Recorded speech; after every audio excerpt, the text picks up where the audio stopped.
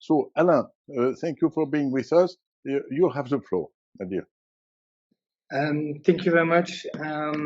Thanks a lot for this opportunity. Once again, it's a great honor to be there. It's very impressive to talk about after Professor George Pocar. I will do my best to try to give you a perspective from basically litigation that we conducted. So I will introduce myself very quickly. I will explain to you what we are doing, and in that framework, this case, which nearly almost succeeded, we will understand why it didn't at the end. And as Judge and Professor Pocar said, I think the assessment of my presentation will be as well that it's very unfortunate that on the universal jurisdiction side, so on the litigation brought in front of national courts as well, like in international court, very unfortunately, and I agree with Judge and Professor Pocar, it's difficult to understand really why, but there are not at all so many cases. So basically, I am a Swiss lawyer, and I worked for 5 years with the prosecution office at the Special Court for Sierra Leone, as well representing victim at the ECCC in Cambodia, and representing victim as well in the case of Habre in front of the court in Senegal.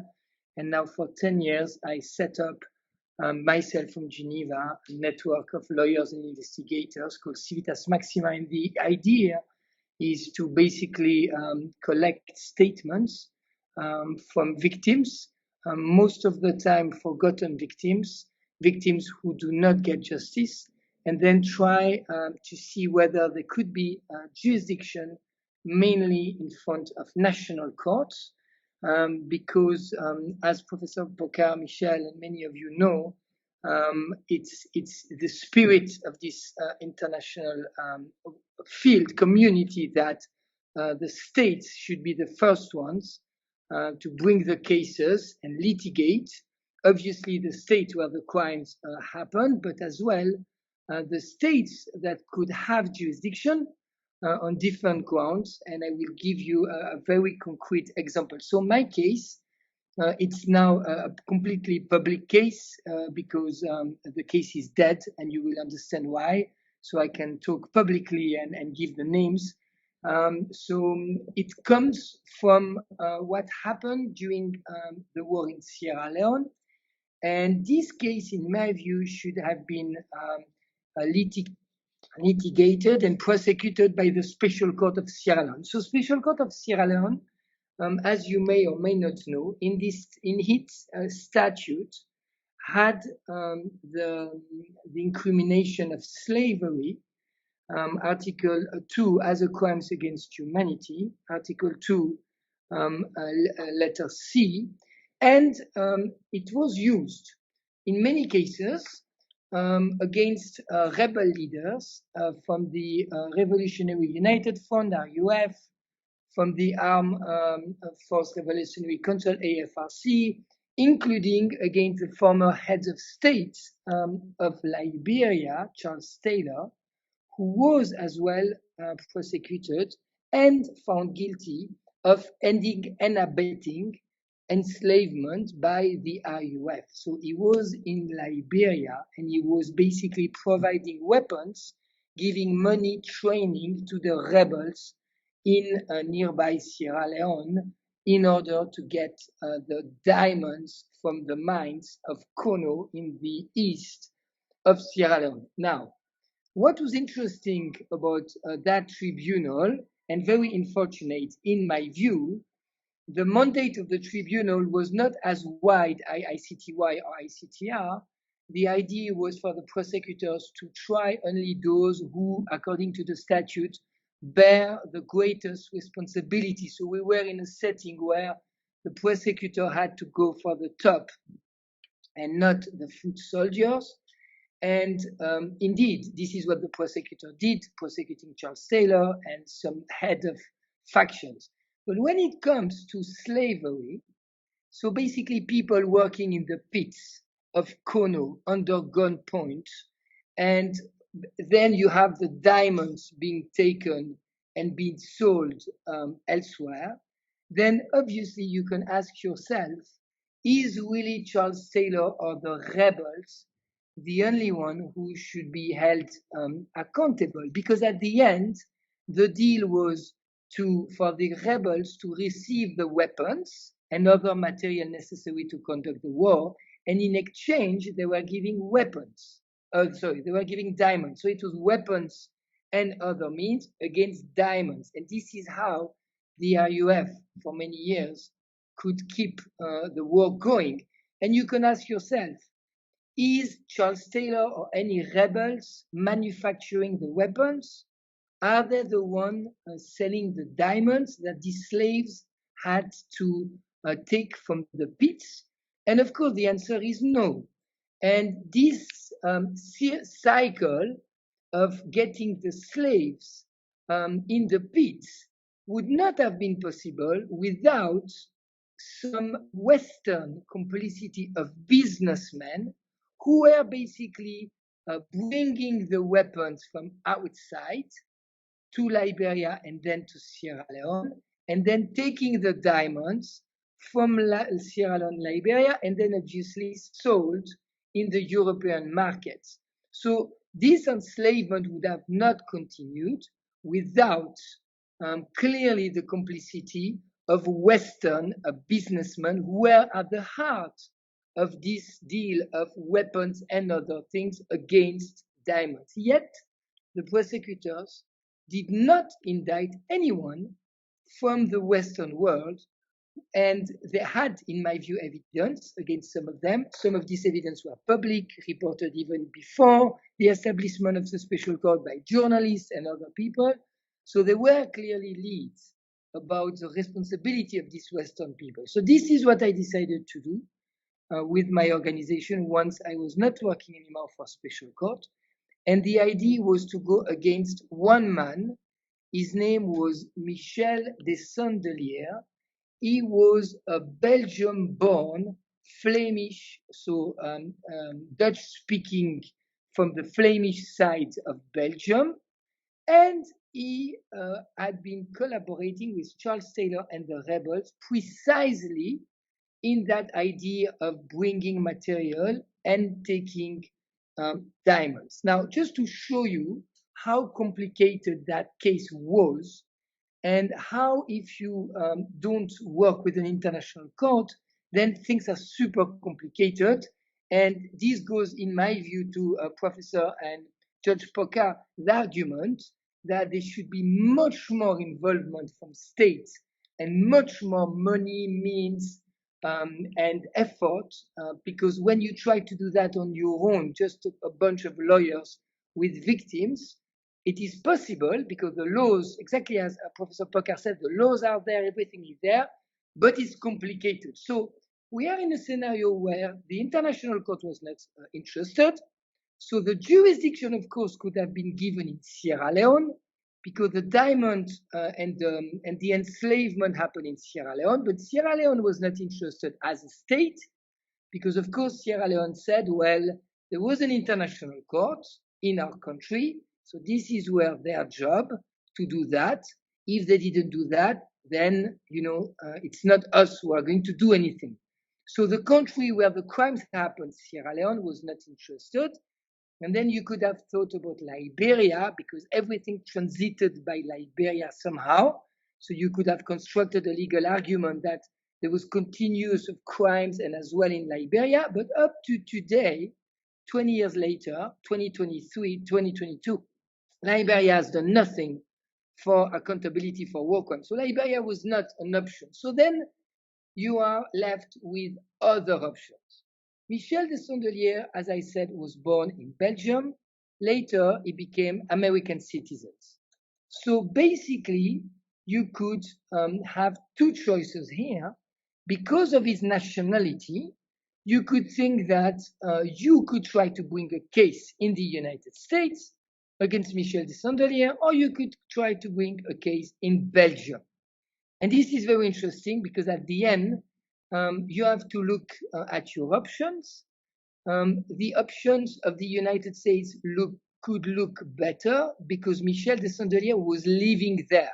So I started trying to investigate this case in 2010, 2011. Michel de Sandelier was living dual citizen, but he was living in United States. Now, United States, because it's common law, had very complicated laws, and it was not possible to prosecute him for crimes against humanity of enslavement or war crimes of pillage, and certainly not with a complaint by victims who could have rights, because obviously, unlike Italy, unlike Switzerland, unlike France, unlike other countries, United States is common law and do not have active participation of victims.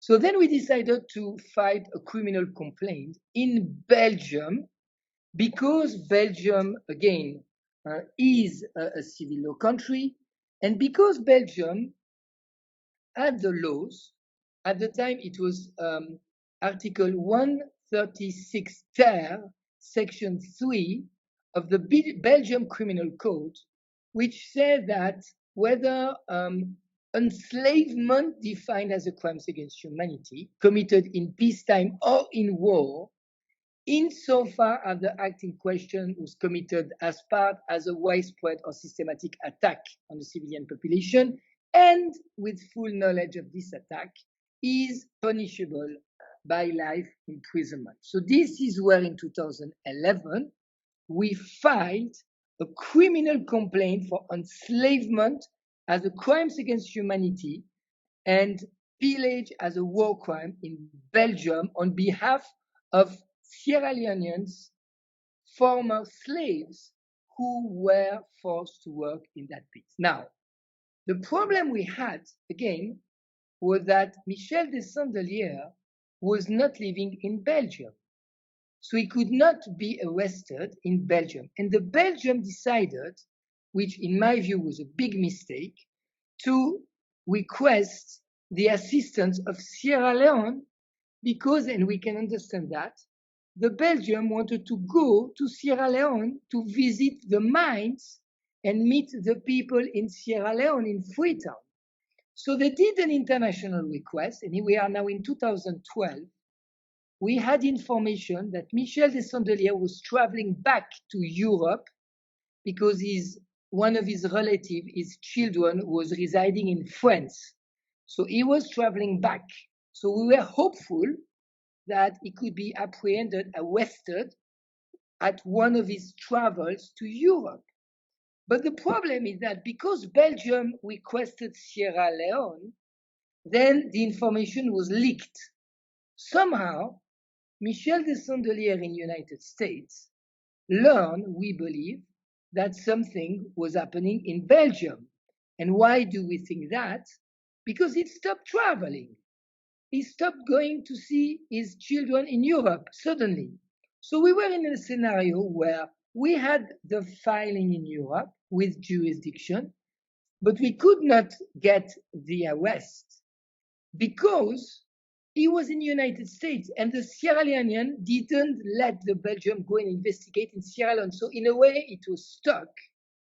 And strangely enough, and this is a big problem, sometimes in national court and national jurisdiction, the collaboration between the United States and Belgium was not very good. And there was not much collaboration for some reason I still do not understand very well. Now, 3 years later, in 2015, the case developed. And the reason being that I think that Michel de Sandelier thought that we had forgotten about him. So he started to travel again 3 years later. And at that point, when we learned that he was traveling through some intelligence, then the Belgium had the good idea to issue a European arrest warrant. And Michel de Sandelier was arrested in September 2015 in Malaga, in Spain, on a Belgium European arrest warrant. He was sent to Belgium and he was imprisoned in jail in Belgium. And from there, things started to develop very well because, of course, this case had publicity. So what happened is that the Sierra Leonean let the Belgium visit Sierra Leone. So the Belgium, the same 2015, 2016, went to Sierra Leone, traveled to the mines, met the former slave who could see the mines and where the slaves had been enslaved. And things were going very well. We are now in September 2016, and it looked like Michel de Sandelier were going to be tried in Belgium. Now, imagine this. This would, and this goes absolutely in Professor Poca's argument. This would have been, as far as I know, this would have been the first ever case in international law for pillage as a war crimes and enslavement as a crimes against humanity against a businessman, and for any kind of traffic, be gold at the time, be diamond, this was diamond, it could be whatever. So it was really, shows you how not many of those cases do exist. And of course, it was very exciting because I think that Michel de Sandelier was guilty of the act, and as well for the development of jurisprudence and international law. But unfortunately, very, very unfortunately, what happened then in September, October, I think in October and September 2016, in a jail in Brussels, Belgium, is that Michel de Sandelier killed himself. He committed suicide, which obviously was the end of the case.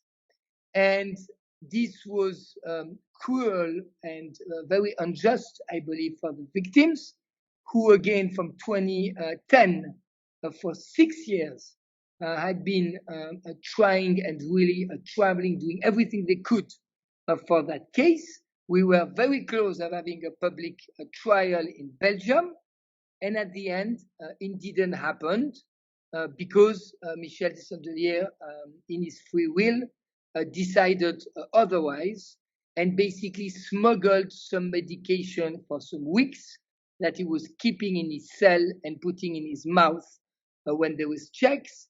And one day decided to swallow all of them in one go, and he was dead. And of course, because he was dead, then that was the end of the case. Now, let me just tell you quickly, and then I will be done. Let me tell you that very unfortunately, I think that this situation with enslavement, where really there are very few cases and they are very complicated to bring forward in national court, because I believe there is a lack of commitment from national authorities, and it's not completely normal that it's done to lawyers from NGOs to do all of that. And this should be really driven by states and war crimes unit in Switzerland, there are war crimes unit in France, in the Netherlands, there are war crimes unit in Germany. In many countries, you have war crimes units. Some of them have lots of staff.